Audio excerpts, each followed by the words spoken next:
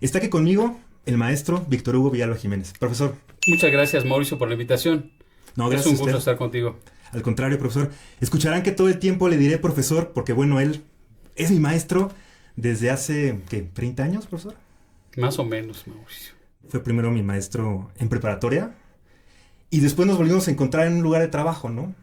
Así es. Bueno, antes de eso, quiero comentarles, él fue también mi asesor de tesis, mi sinodal de tesis, ¿no? En aquel momento, y recuerdo mucho que mi familia decía, bueno, pues, ¿por qué fue tan duro si te conoce? Y yo les decía, pues justo porque me conoce, fue tan duro, porque fue el más recio, no sé si recuerda aquel momento. Recuerdo el momento, nunca supe que tu familia había dicho eso. Quizás hubiera yo sido un poco más dulce No, al en esa parte, contrario. pero se trata de un trabajo que requiere rigor académico. Así es. Y tu trabajo lo tenía. Y se convierte entonces más bien en una especie de charla gozosa. Claro, así Quienes es. no están tan involucrados en las cuestiones temáticas ni del proceso, de pronto pueden tener una apreciación, pero creo que el diálogo que tuvimos fue muy fructífero. Sí, Mauricio. sin duda, yo lo recuerdo muy bien, aquel lejano julio del 2017 Ah, ya. fíjate. Sí, sí, sí. ¿Qué no quiere que le pregunte? ¿De qué no le gustaría hablar? ¿Un tema, una emoción, un momento? No, ¿De Mauricio, en qué? realidad no tengo mayor problema por comentar. En algún momento a lo mejor tendré que ser lo suficientemente astuto como para resbalar la respuesta de una pregunta incómoda, pero no te preocupes por ese asunto. Y cuando me invitaste un poco en ese tono de vamos a platicar, vamos a hacer una entrevista, pues es entrarle a la dimensión desconocida, amigo Mauricio. No, muchísimas gracias, profesor, porque es una aventura que emprendemos juntos y bueno, usted es mi padrino, de hecho, no nada más en la prepa, no nada más en la tesis, sino también en este programa Vidas de Historia que estaremos haciendo para ustedes cada 15 días seguramente. Con todo gusto. Profesor, para comenzar, ¿cuál es el recuerdo más antiguo que tiene usted, el más profundo, el que le haya llegado mucho más y que conserve todavía, el más, pues sí, el de su niñez, no lo sé, más lo haya marcado en sus primeros años de vida? Pues aprender a andar en bicicleta. Me parece que es de esos recuerdos que puede no ser patrimonio mío. Creo que lo he platicado en algunos otros momentos con compañeros, pero en lo particular creo que aprender a andar en bicicleta fue un momento de iluminación. Fue un momento en el que de pronto te sientes cobijado por tu papá, por tu mamá, que te acompañan en la bicicleta con las llantitas. Ujú. Es como un primer aprendizaje para que no te caigas, para que no te lastimes, para que puedas ir haciendo las cosas dentro de un proceso. Y de pronto, alguna ocasión recuerdo que la bicicleta ya no tenía llantitas, era solamente el brazo de mi papá atrás de mí. Y en algún momento el empujón. Sí, sí. Y entonces uno va pedaleando sintiendo que aún tiene el brazo del papá agarrando la bicicleta para que uno no se caiga, y la gran sorpresa y el gran aprendizaje es que uno puede hacer las cosas en la vida sin ese brazo.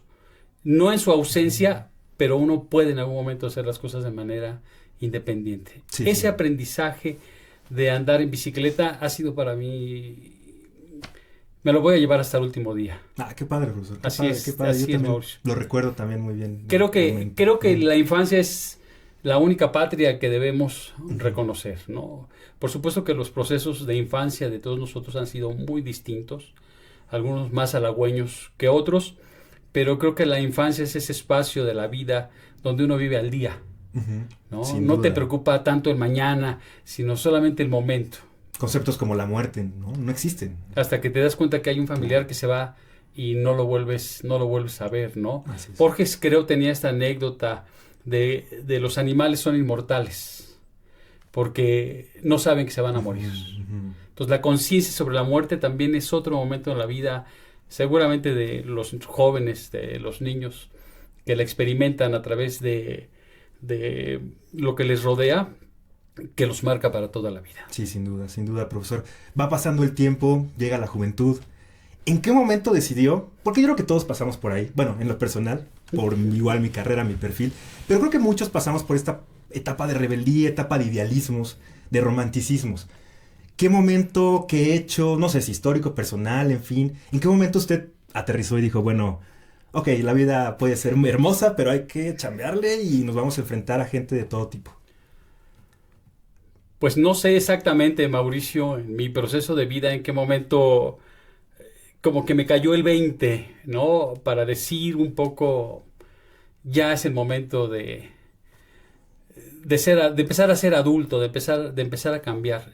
Es un asunto, en mi caso, un poco complicado de poder conceptualizar. Yo fui una persona que en casa tuvo toda la libertad que quiso, y esa libertad, aunque parezca paradójico para muchas personas que me conozcan, que me conocen, se convirtió en algunos momentos en situaciones de libertinaje. Entonces, bueno, yo viví la vida de una manera muy acelerada, Sí. a veces sin mucha conciencia, y de pronto quizás esos momentos que cuando uno los recupera al paso de los años son los que te van dando un poco esa madurez sobre lo que hiciste y que no fuiste muy consciente de las consecuencias que pudieron haber resultado. Esa es la parte que yo creo que me hizo en algún momento madurar, ¿no? Hijo, ¿cómo pude haber hecho eso, no? Yo recuerdo que en los edificios que yo vivía en la Kennedy, yo me aventaba del segundo balcón, casi era el tercer piso del edificio, sobre un montón de paja cuando cortaban el pasto. Y éramos un montón de chamacos que hacíamos eso. Y entonces en el momento lo hacíamos y nos parecía una graciosada. Claro. ¿No? Éramos los que podíamos hacerlo. Cuando ha pasado el tiempo y pienso en eso que hice, digo, caray, tengo una gran fortuna, soy muy afortunado de estar en esta vida aún contando los días. Entonces creo que son esas cuestiones las que van haciendo un poco. Por otra parte, creo que el ejemplo de los papás también me ayudó a centrarme en el sentido de uno empieza a ver en ellos los esfuerzos, los sacrificios, las luchas, a los hermanos también un poco, que si bien uno es distante en algunas etapas de la vida, uno va viendo cómo crecen, cómo avanzan, y eso también lo va centrando a uno. Entonces, más bien creo que en mi caso ese sentido de me cayó el 20 para lo que tengo que hacer ahora, fue un proceso largo, doloroso, retardado, pero que finalmente me llegó y me fue dando una especie de autocontrol sobre una vida que pudo haber sido muy caótica, Mauricio. Había tenido que pasar por eso, ¿no? Habría tenido que pasar por eso, ¿no? Pues lo que yo te decía, ¿no? Un poco, yo no sé cómo fueron las infancias de las demás personas. Yo no sé si la gente que ha sido muy exitosa en su vida tuvo que haber pasado por momentos como los que yo viví. El caso es que en lo particular, al menos porque yo los viví, hoy tengo la posibilidad de pensar, de sentir, de disfrutar cada uno de los días que pasan por mí, ¿no? Así es. Hablaba de sus papás, profesor. Usted es padre también, ¿no? Yo soy jóvenes padre. También, ¿no? Bueno, más o menos. Son jóvenes, ¿no? Son más jóvenes que yo, por lo menos. Sí. Profesor, ¿qué valores usted replicó justo de sus padres hacia sus hijos? No lo sé, Mauricio. Yo creo que esa pregunta tendría yo que hacérsela a ellos en alguna etapa de nuestras convivencias, de nuestra vida. Yo tuve ejemplos en casa siempre muy nobles, de esfuerzo, de trabajo, digamos, de no faltar a la casa, no ser irrespetuoso, siempre tener consideraciones con la gente, ayudar al prójimo en la medida de lo posible. Una familia sencilla, no tuvimos, no fueron ricos mis papás, pero esa cultura del esfuerzo creo que es lo que se replicó. En algún momento creo que con mis hijos esa podría ser una de las cuestiones que a mí me hubiera gustado transmitirles, pero no estoy muy seguro de si logré hacerlo con ellos, ¿no? Creo que he sido de pocas palabras para ellos en el sentido de transmitir un aprendizaje verbalizado, y en algún momento procuré que con el ejemplo se transmitiera esta parte de la cultura del esfuerzo, del saludo siempre al prójimo, de cuestiones de ese tipo, ¿no? Que creo que podían haberlos ayudado de la honestidad, valores, de la escuela, ¿no? Del cumplimiento, del esfuerzo. Por ahí creo que estaría un poco, pero es una pregunta harto difícil, Mauricio, que yo pueda contestar. Se las voy a preguntar a mis hijos, pero ya en el hecho de mi muerte, para que si hay algo que tenga que reprocharme mucho, ya no se entere. Ya no me entero yo tanto de lo que pueda pasar.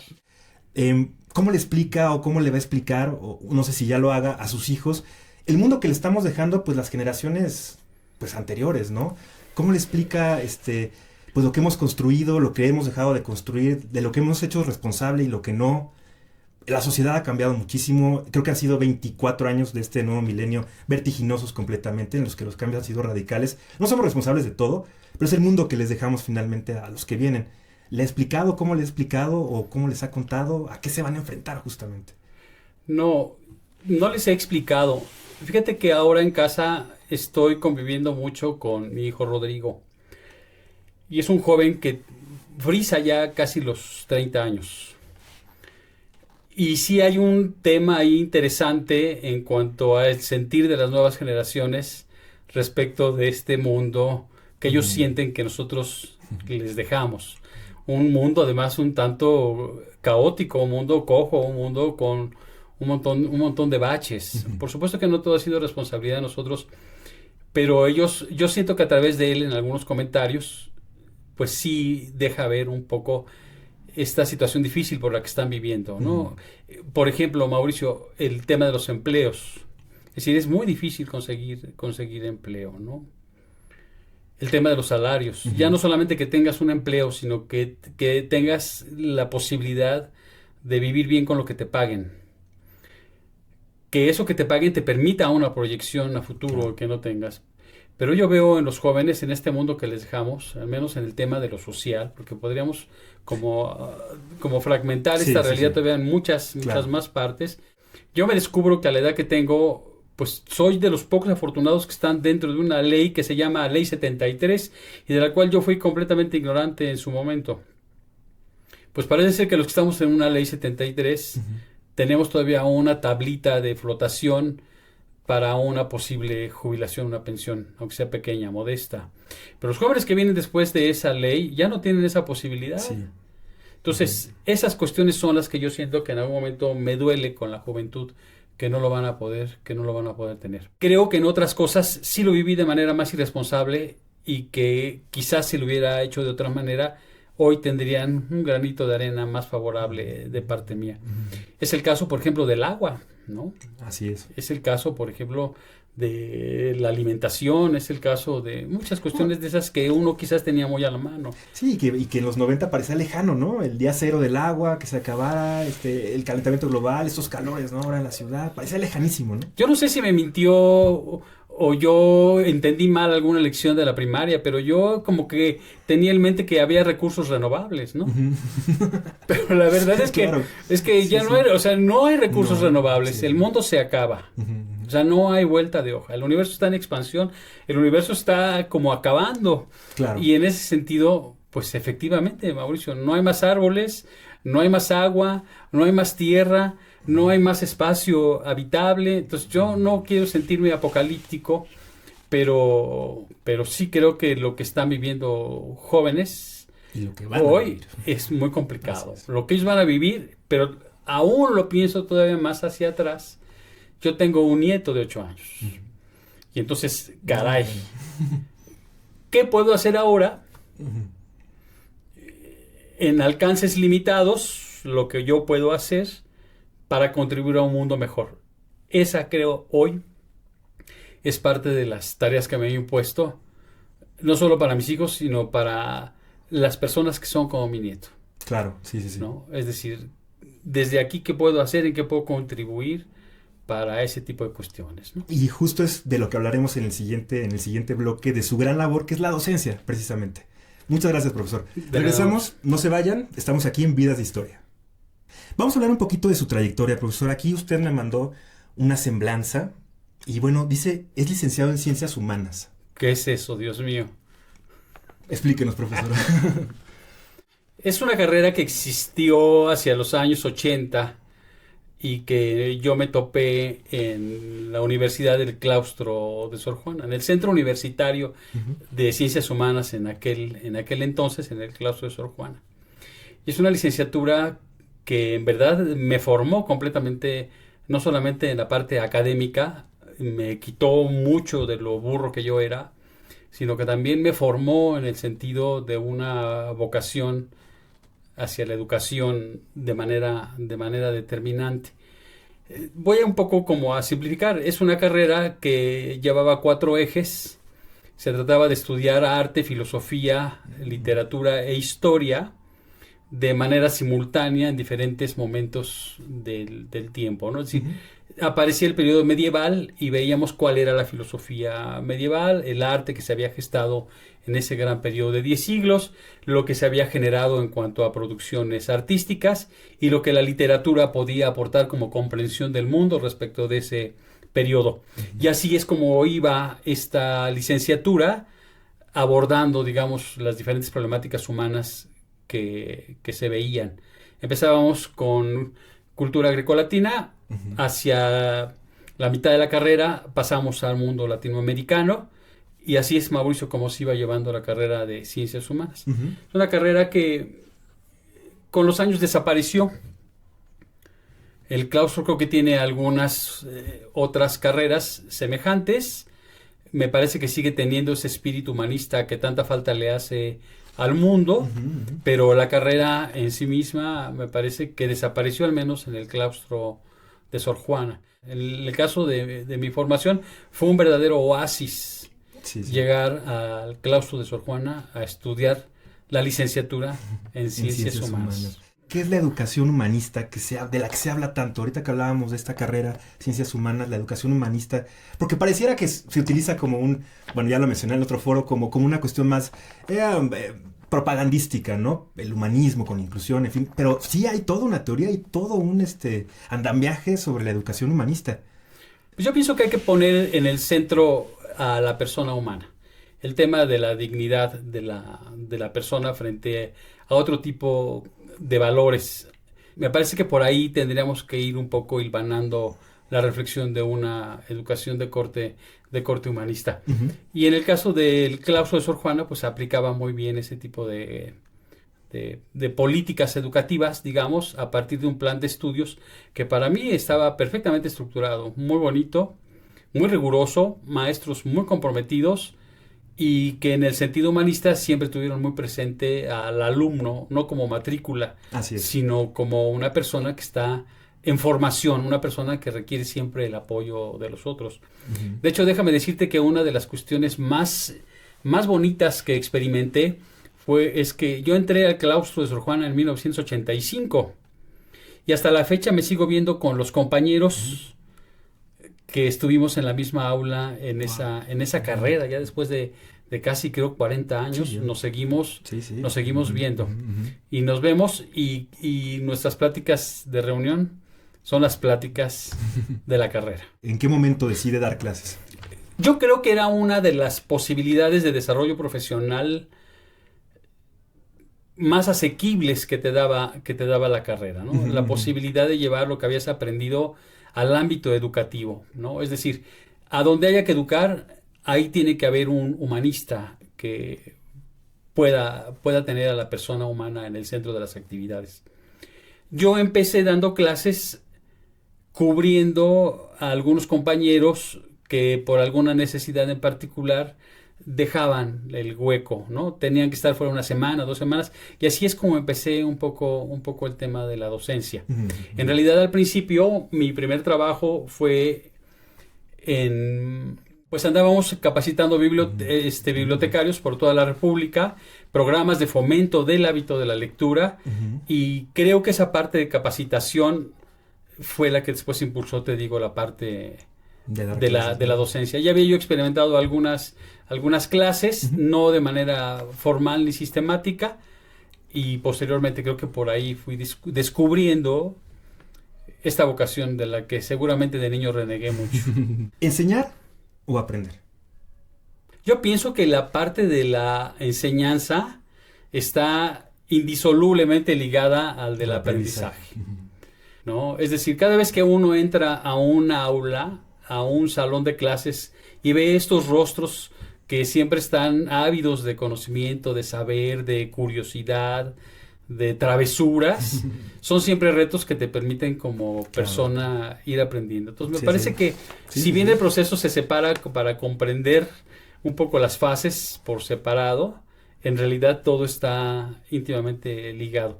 Y el aula se convierte en una especie de laboratorio para quien realmente tiene las ganas de hacer que los y las estudiantes aprendan, de buscar siempre las mejores metodologías para lograr que aprendan aquello que tú quieres enseñar. Usted se ha actualizado, de hecho, ¿no? Ya está muy metido también en la parte, por ejemplo, de la inteligencia artificial y todo eso, ¿no? ¿Cómo lo ve ahora esto? Pues yo he tenido esa curiosidad.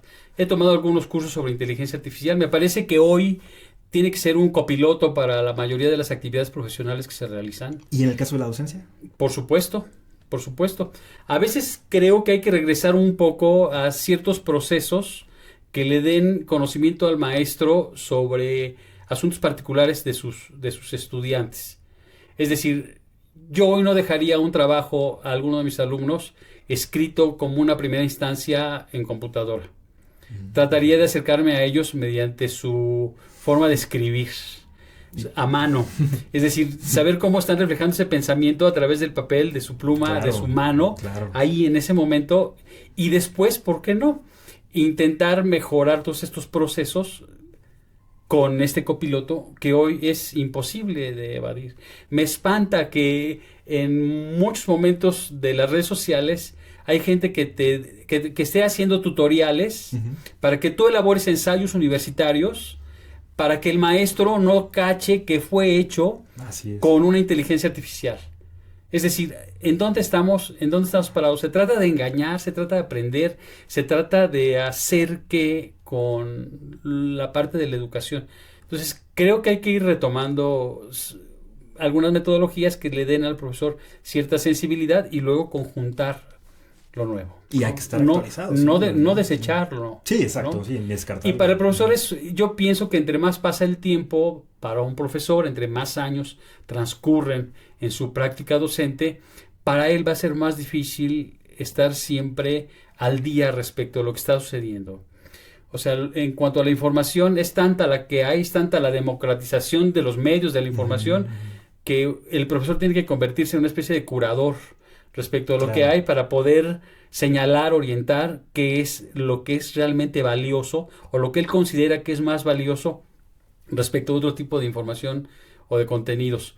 Pero cada vez es más la cuesta hacia arriba en el entendido de que uno está más desactualizado en un mundo que es vertiginosamente muy rápido. Nos cayó el internet. Hace unos años no sabíamos que era internet. Nos cayeron los teléfonos inalámbricos. Así es. ¿No? Hoy tenemos estos smartphones que son una oficina. Es decir, me duele más dejar mi teléfono que la cartera en la casa. Un poco porque se siente uno desprotegido. Sí, claro, sí. Y lo mismo creo que está pasando en el tema de la educación. Hay muchos recursos hoy que si uno como profesor no se pone atento, uno va a ir quedando fuera del ejercicio de la enseñanza muy pronto. Pero también creo que otro asunto que tiene que ver con la educación es que muchos centros de trabajo, yo intentaba verlo todavía hace poco tiempo, en muchos centros de trabajo están conciliando muchos grupos generacionales, no están conciliando, están coincidiendo muchos grupos generacionales cuyos puntos de vista son diametralmente distintos de las generaciones que están conviviendo.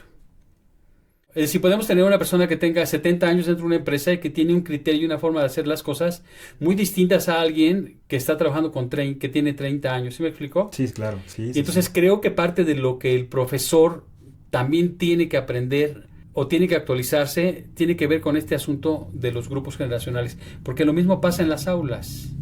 El profesor cada vez se enfrenta con generaciones más jóvenes. Y el profesor sigue estando en un nicho de edad que lo aparta, que lo saca completamente de esta parte de las generaciones con las que está trabajando. Entonces creo que otra de las cuestiones que debería uno aprender tendría que ver un poco con esa preparación sobre los grupos generacionales con los que estamos trabajando. Usted también estudió literatura.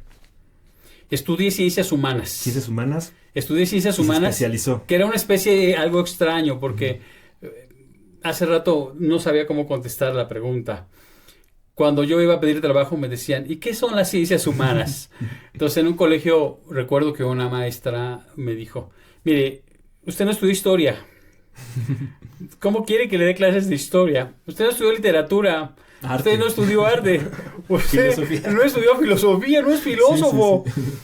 Y entonces me cuesta trabajo pensar cómo darle trabajo, ¿no? O sea, en ese sentido. quise entrar a hacer una maestría a la Universidad Nacional Autónoma de México en filosofía. Y me pusieron, según mi historial académico, me pusieron una serie de prerequisitos que implicaba prácticamente estar casi 4 años haciendo materias para poder entrar después a un sistema de maestría regular. Y dije, pues me voy mejor al SUA a estudiar filosofía en el sistema abierto y me ahorro, termino primero la carrera y que este tipo de cuestiones.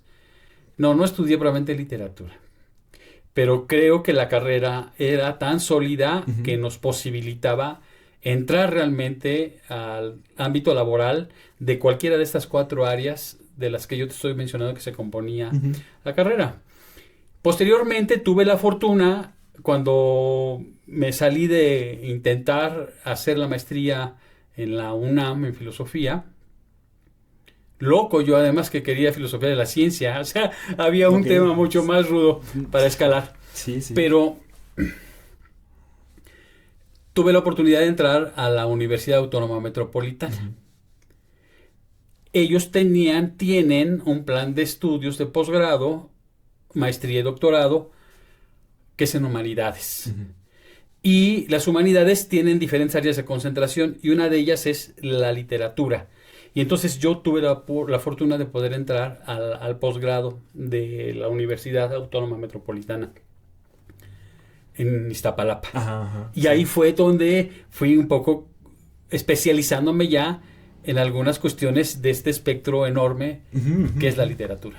¿Qué es la literatura, profesor? Una manera de aprender a comprender cómo se han resuelto los problemas humanos a través del tiempo. Diferentes formas de enfrentarse a la vida, al amor, a la muerte.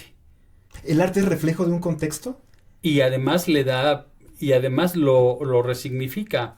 No solamente dándole más significado, sino que abre las posibilidades de comprenderlo de una manera mucho más amplia, ¿no? Sí. Un poco lo que decía Gadamer en el tema de la hermenéutica.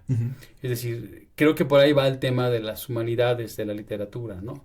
Cuando a mí los alumnos me preguntan, ¿y nos van a enseñar a hacer literatura? No. Vamos a aprender a leer algunos textos. Aprender a leer algunos textos con rigurosidad, con seriedad, y a ver cómo se han resuelto algunos problemas humanos fundamentales en la literatura. ¿Nunca estuvo tentado o alguna vez escribió algo? No. ¿Nunca pensó en ser escritor, poeta? Estoy negado para la escritura, Mauricio. ¿No lo intentó? No, soy completamente lector de teoría. Okay. Esa es mi afición, ese es mi hobby, pero estoy completamente negado a escribir. Lo he intentado y de pronto me siento absurdo, me siento torpe, me siento que no fluyen las ideas. Estoy muy crítico, ¿no? No sé si muy crítico, sí. Pero me siento más cómodo leyendo teoría. Claro. Me siento más cómodo tratando de llevar esa teoría al campo de la literatura. Me siento un poco más cómodo tratando de explicarla a los jóvenes. No la teoría por la teoría, sino cómo la teoría puede darle una solvencia al pensamiento mucho más de mayor rigurosidad. Claro. Sí. En ese sentido me siento más solvente leyendo teoría que escribiendo. No sé si lo voy a intentar después. Hoy por hoy sí reconozco que en esa parte me siento... No escribo ni en mi página de Facebook, estimado Mauricio. Sí. Nada más que a veces un mensaje de felicitación, cuestiones de ese tipo, pero realmente no soy productivo para la escritura. Okay. Le preguntaba hace ratito, le comentaba esta cuestión del arte, ¿no? De que el arte sí obedece a un contexto, al igual que la literatura, por ejemplo. ¿El arte y la literatura es del todos, es de la humanidad, o tiene que ver con un individualismo? Me refiero justo, ¿surge en un contexto determinado, o tiene que ver con un artista, una persona, un destello, un talento, un rigor, un trabajo? ¿Cómo lo podríamos relacionar un poquito? O sea, ¿es de todos? Va construyendo el conocimiento humano, se va integrando todo los que crean, los creadores, a este gran acervo, a este gran... Yo pienso que en el caso del arte, incluida ahí en esta parte de la literatura, o el arte en cualquiera de sus manifestaciones, no lo sé desde el punto de vista del hacedor, digamos, de quien es el creador, el artífice, el que le da vida a esa piedra, ¿no? Quien le va dando esa forma que a nosotros nos encanta. Pero creo que el arte en cualquiera de sus manifestaciones es algo que, más allá de la teoría, de los conceptos, del estudio, es algo que salva al mundo porque todo el mundo puede experimentar un goce estético. Claro. Sí, es estar arrobado, es estar completamente asombrado frente al retablo frente al portal de una catedral, por ejemplo, ¿no? Frente a una obra de arte utilitaria como las vasijas que usamos a veces para la comida, como los muebles de nuestra casa. Es decir, el arte nos rodea y a veces no lo podemos ver, ¿no? El caso de las pinturas, de la escultura, de la literatura, de esas pequeñas cosas.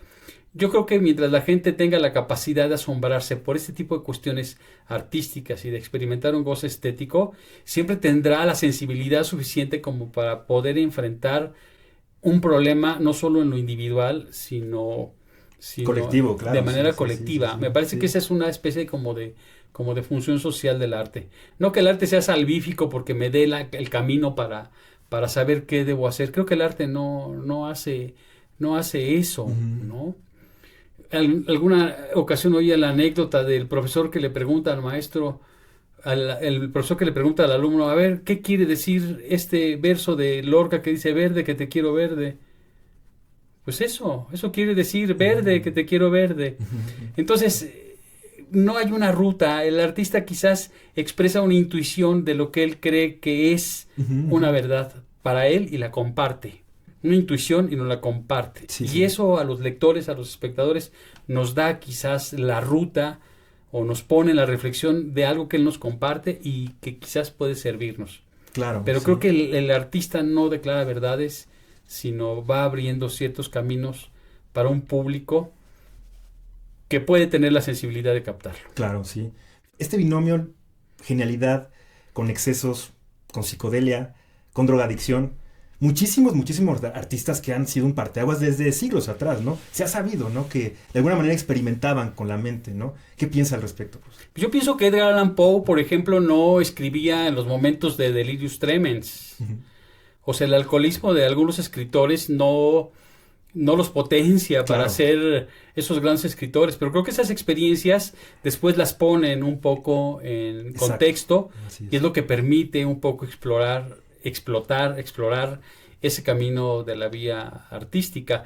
Hay mucha teoría sobre el asunto de la genialidad, de si se hace o de si se nace.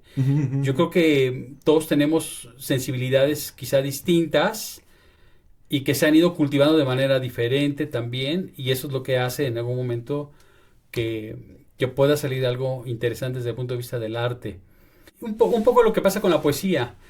Yo experimento con mis alumnos, pregunto siempre si así como dice Sabines, que se debe amar como aman los amorosos o como no aman los amorosos, ¿qué piensan de eso que él dice, no? Si ellos experimentan el amor de la misma manera, de esta sensación de la ausencia, de lo inacible, de lo inalcanzable, de lo que creemos que amamos y siempre está en constante fuga. Y no hay una ruta clara por parte del poeta, es un compartirnos algo, un insight que de pronto él tuvo y que dijo, a lo mejor por aquí está esto, y el lector lo va captando y según sus sensibilidades cómo lo va.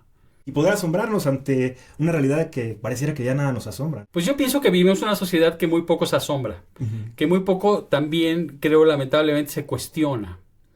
Yo no sé si aquí el tema sea solo de jóvenes, si sea un tema que sea transversal a todas las edades, pero mucha gente creo que ya no se está cuestionando muchas cuestiones que tienen que ver con la existencia. No solamente si estamos rodeados de chatarra espacial y que no sabemos realmente qué está pasando ahora que Elon Musk está conquistando otros espacios más allá de la Tierra. Creo que deberíamos preguntarnos más por cuestiones de nuestra propia existencia, de nuestro propio devenir, y ahí, en esa parte, creo que el arte contribuye, no con respuestas, sino con posibilidades de reflexión sobre lo que vivimos. Claro, y seguramente con más preguntas también. Así ¿no? es. Con más posibilidades, ¿no? Así Esa es. la palabra. La pregunta va llevando a otro tipo de reflexión. Claro. Pues muchas gracias. Regresamos aquí en Vidas de Historia con el maestro Víctor Hugo Villalba, con quien hemos tenido una charla realmente edificante, profesor. Realmente Muchas en la gracias. que se aprende y se aprende con H intermedia también, profesor. Muchísimas gracias por todo lo que nos comparte. Gracias por el espacio. Tenemos una sección que se llama Palabra por Palabra. Yo le voy a decir un término, una palabra, un personaje, y usted me va a responder con un sustantivo, una palabra nada más, un adjetivo, un verbo, algo que se le venga a la mente lo más inmediatamente posible, profesor. Vamos a intentarlo. Vamos agarrando ritmo, prof. México. Prosperidad. García Lorca. Poesía pura. Latín. Aprendizaje difícil. Ansiedad. Cotidiana. Héroe.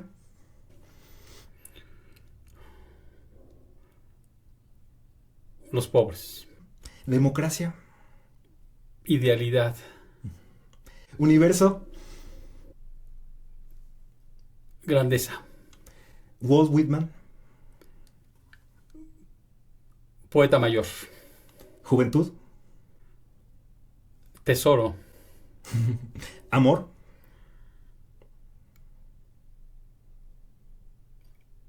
Crecimiento. Tiempo. Ah, qué difícil es tiempo. Vida. Gracias, profesor. Muchas gracias. No estuvo tan mal, ¿no? No estuvo tan mal. Profesor, dígame, ¿venimos aquí al mundo a ser felices? ¿Es el objetivo ser felices? No lo sé, Mauricio. Amanecimos un día en el mundo de manera fáctica y el conocimiento de uno llega después del conocimiento un poco del mundo. No sé si la felicidad sea la meta, más bien es parte de un camino que tendríamos que ir explorando todos, ¿no? Entendido yo la felicidad no como un algo alcanzable, sino como algo evanescente, algo que va uno vislumbrando y se va uno acercando sin nunca tenerlo en su totalidad.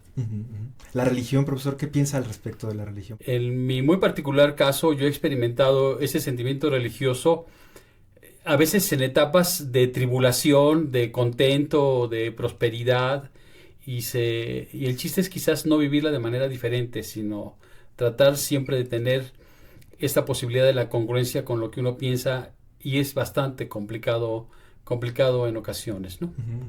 ¿Cree que nacemos por algo o No. en esta infinita probabilidad de que nazcamos? No creo. Ortega y Gasset decía que los astros ya tienen una trayectoria de la cual es imposible que ellos mismos salgan, a diferencia de la condición humana, donde no tenemos una trayectoria o una misión o una vocación particular por la que estamos en esta tierra. Claro. Al menos mientras estemos aquí no lo sabemos, o yo creo que no lo sabemos.